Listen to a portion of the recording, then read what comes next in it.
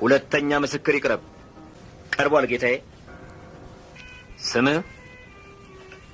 አለባቸው ተሻገር። እድሜ? የፊታችን ታሳስ ገብርኤል 43 ይሞላኛል። ስራ? ሽመና። አቶ አለባቸው ገዳይና ሟችን ታውቃቸዋለህ? አሳምሬ። ጸብ ወይ ዝምድና አላችሁ? ከሁለቱም ጸብ የለኝ። ብቻ ሟቹ ዋርሳይ ነበር።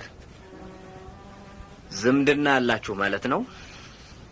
እንዴታ ዋርሳይ ነበር እያልኩት። አቶ ተፈራ ሲሞት የት ነበርክ? ተቤቴ። ማን እንደገደለው ታውቃለህ? አያነው ጤናዋ። በምን አወቅ? ሲገለው አይተሃል? እንዴ ድፍን አገር አውርቶ የጨረሰውን ይርብኛል ሄድም ትለው የግድ ይዞት ይሄደ ነው ይሄደው አሉ እኮ። ሲገለው አይተሃል ወይ? አብረው ጀማል ሊሻገሩት ይሄዱ የእግዚአብሔር ሰላም ተሰጥተው ነው ሁለቱም ባጠገብ ያለፉ። እንግዲህ እንደወጣ ሲር ማን ገደለው ይባላል ብለው ነው ጤነይ።